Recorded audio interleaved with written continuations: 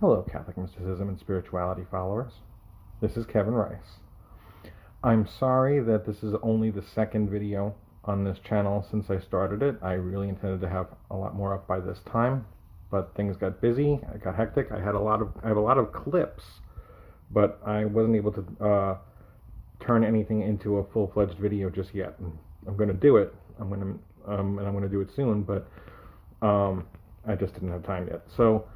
There was no way I was going to let Ash Wednesday pass without something, because it's Ash Wednesday. And as you can see, I got my ashes.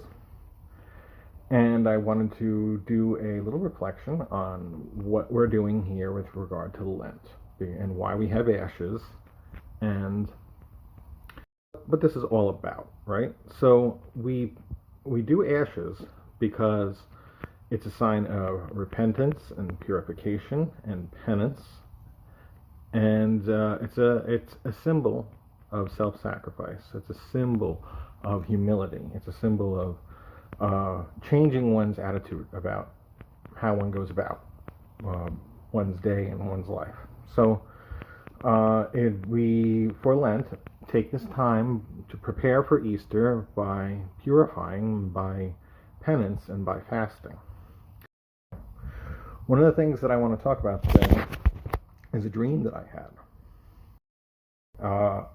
In this dream, I had been corresponding with someone who was a mystic and a heretic, a reputed heretic.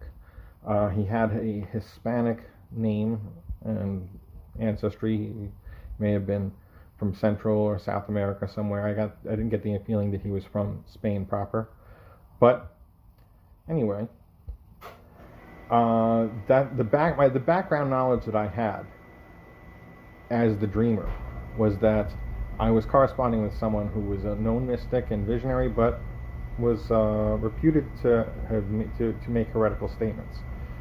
And one of the things that he was teaching stuck with me, and I remembered the dream because of it. And although I don't believe it strictly, I can't quite escape it. So I wanted to talk about it just to get it out there, because this is a mysticism channel, and sometimes mystics have dreams and visions, and this might count. So this mystic in my dream, and he doesn't correspond, as far as I know, to anyone in real life, was saying that after Christ's victory on the cross and his resurrection, the whole world became Eucharistic. The whole world was imbued with more of his presence than it had before.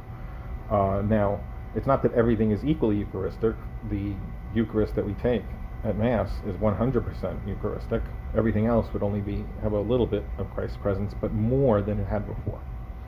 Maybe it was never devoid of the presence of the Logos, but it would have more of it, right? So, and this is, I don't know of any saint or theologian or mystic or doctor of the church or father of the church who has said this. I could easily have missed it, though. It's very compelling, though, and it's something that, while I don't believe it, I want to. And I bring this up because one of the things that I wanted to say on this channel is, if you want to lead a mystical and spiritually rich life, you need to open up a line of communication with God, not just in terms of who you talk to him, but you want to be able to get communication back from him. And one of the biblical ways that God speaks to us is in dreams.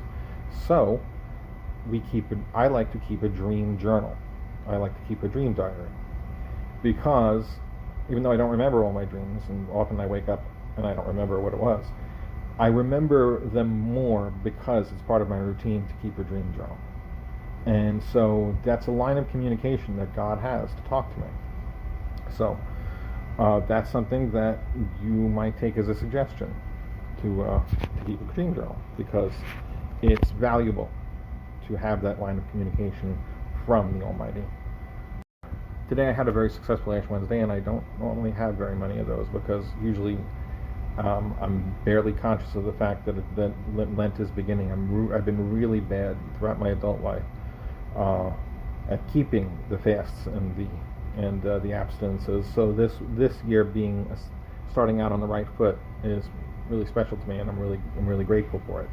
So I had my 2 small meals that didn't add up to a full meal, and one full meal. I only had 2 cups of coffee all day. I had less diet soft drinks than I normally have, and of course no meat. So, and it made me appreciate what I was eating all the more. I had actually, it was a treat. I had Dungeness crabs tonight. So there's no obligation to not enjoy your food on a fasting day or an abstinence day. What you're allowed to have. If you're allowed to have something, you're allowed to enjoy it. So I had some nice Dungeness crab, and that was my full meal. So I'm not saying you got to do what you got to do, or else you're in mortal sin and you're going to go to hell. I'm not going to talk like that. But what I will say is, if you make it a point to care about these things, if you make it a point to observe the fasts, you can also make it a point to enjoy them, and that actually I think will draw you even closer to God. You don't have to hate them while you're doing them. There's no obligation to have a bad time. There's a certain penitential aspect to Lent that involves suffering and involves giving up something that you love. But you can do that and enjoy that too. So I would say, insofar as you can do that, because you're paying attention to it and you're grateful that God is giving you this thing that you can do to please Him, you can enjoy it, and that will actually draw you even closer to Him. So that's something to think about. And now that is all I wanted to say for this Ash Wednesday. And I'm going to be putting together another video and have it up soon about the unboxing of the green screen, and it's about ora et labora, prayer and work. It's about making a task into a prayer, into something that draws you closer to God. And so until then.